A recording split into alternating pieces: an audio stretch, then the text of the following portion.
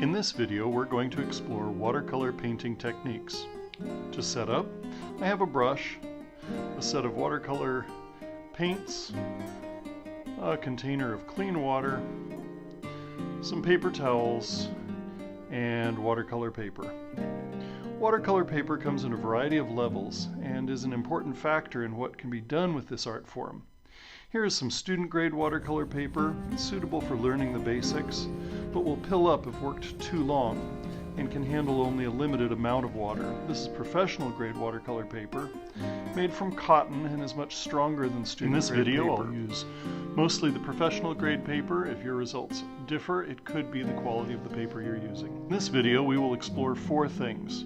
First, we will explore wet and dry techniques, then gradation, color mixing, and then my favorite texture technique. I'm going to divide my paper into 4 areas for the 4 things that we will explore. Here I'm using a ruler to make sure that my line is parallel to the side of the paper.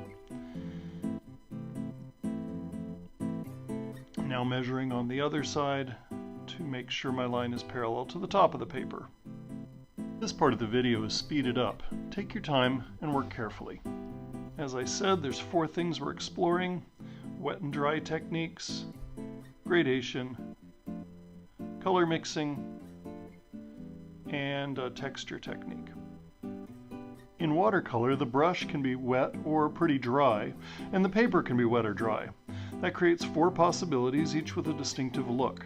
Each method is named blank on blank, where the first word is the brush wetness and the second word is the paper wetness. For example, wet on dry means a wet brush on dry paper, just as dry on wet would mean a dry brush on wet paper. Of course, pause the video if you need time to set up your paper. For this technique, I'm going to use just one color, blue. I'm not going to change colors or mix them. This is just an exploration of how the amount of water affects what can be done. In this first area, dry on dry, notice how the dry brush onto the dry paper shows the individual brush hairs. It gives a lot of detail of what the brush can express. Think about when and how you might use this in the artwork that you'd like to explore.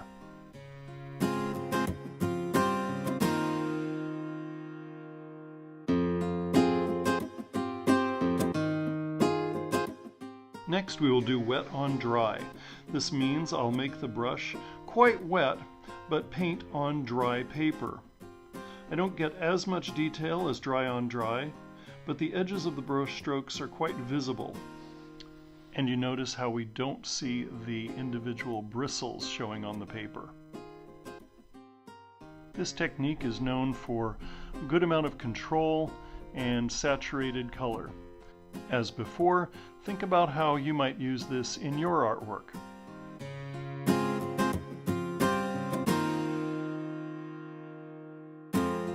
Next, I'm going to paint on wet paper. I put down a coat of clean water onto the paper. To paint wet on wet, I'll use a wet brush onto the wet paper. This is known for not showing any brush strokes. It creates a color wash. Use your paper towel if you get too much puddling up happening. Decide the areas you want to have more concentrated in color and keep applying the dark value there. As always, think about the type of artwork that you might want to explore that uses this technique.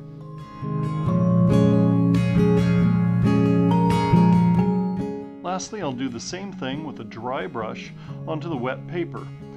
The effect is similar to wet on wet, but here you can see some brush strokes, but they are softer than the dry on dry or wet on dry technique. Notice how they sort of blur at the edges. Think about the artwork that you might want to explore that uses this technique. And here are all 4 of the techniques.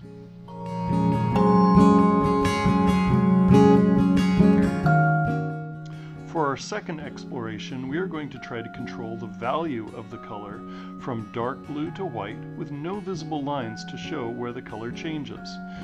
This is a fading out effect that should look like this. I'm going to give myself 3 areas to try to perfect this technique. Watch all three before trying this yourself. In the first one, I'm going to make a common mistake. I'm going to try to use dry paper. By doing this, the brush strokes are visible, and I'll never get a good gradation or fading out effect. See how the lines are visible?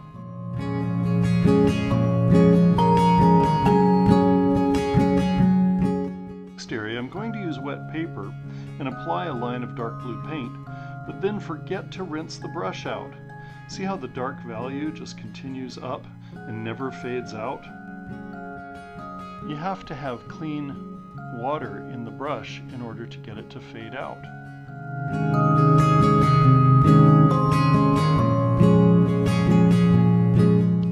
And in my last example, I'll try and get everything right. I'm going to start with wet paper and then a line of dark paint.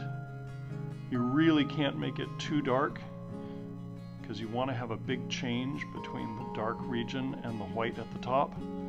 So I keep adding blue until it's nice and dark. Now rinsing the brush is very important, and just using that clean water to move the paint that exists at the bottom of the page up. This takes time. You have to work back and forth. Don't try to rush it. I can add some paint back if I need to, and then clean water to move it up. I'm going to go back and forth between the paint and clean water to try to get a very smooth transition or gradation. Again, adding paint and back to clean water, adding paint, clean water, until I get that fade out effect that I'm looking for without any lines showing. In your three areas, do not try to make my mistakes, but rather do your best each time. Let your experience be your teacher. When you finish one, ask yourself, what would you do differently the next time? And then try it again. See if your third attempt is your best one. This part of the video is being sped up so you can see me trying this. This takes far more time than what you're seeing on the screen.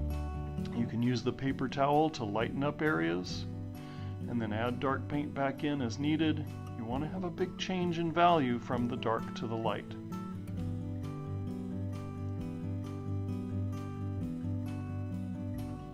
In my second attempt, I again used the paper towel to try to smooth things off, and I see a little bit of a line where I changed from the dark value to the light value. So for my third version, I thought I would try a vertical one this time, putting my dark paint as a vertical stripe and then trying to fade it out using the clean water, going back to the dark paint as needed, trying to smooth it out, paper towel to lighten things up. Go ahead and practice at least 3 times and see which gradation is your best.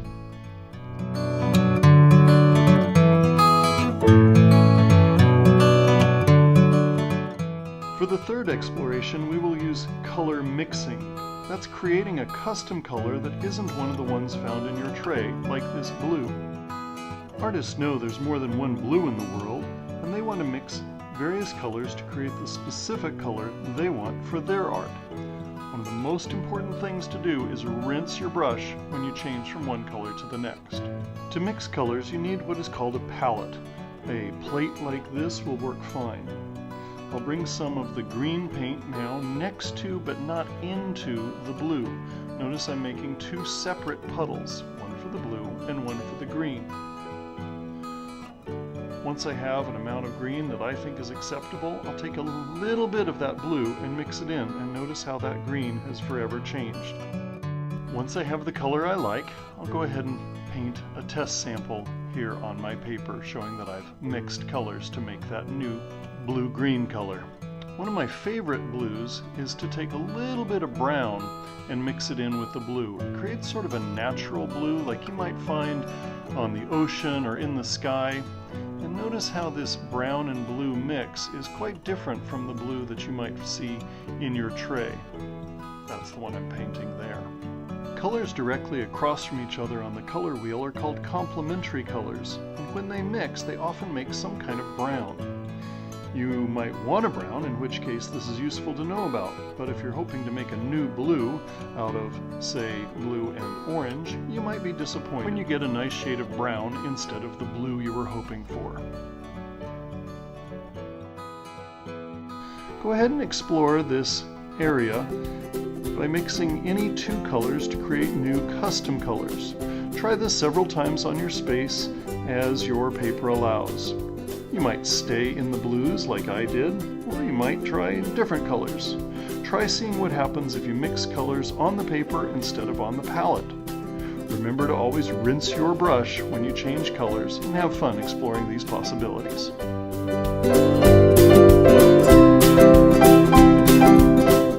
There are lots of fun textures you can explore with watercolor. For example, salt on wet paint gives an unusual result. Scratching the paper ahead of time will give a texture. And using oil pastels and then painting over them makes an interesting effect. The texture I want to show you is one of my favorites, and all you need is a paper towel. The rougher and cheaper the paper, the better. Crumble up the paper towel to give an interesting texture. Then paint using the wet on wet technique with a dark color of your choice. I'm going to use blue again. Once you have that dark area, work quickly and press the paper towel lightly onto the paper for a slow 10 count. 8, 9, 10. Now lift it off and see what texture you have. Keep pressing quickly onto the paper, holding for 10 seconds, and then release to see what the texture looks like. I intentionally keep this part of the video at normal speed so you can see just how long you have to hold the paper towel down to get the effect. Press 1, 2, 3, 4, 5, 6, 7, about that long. This is useful when you want to create textures for rocks, trees, water, grass.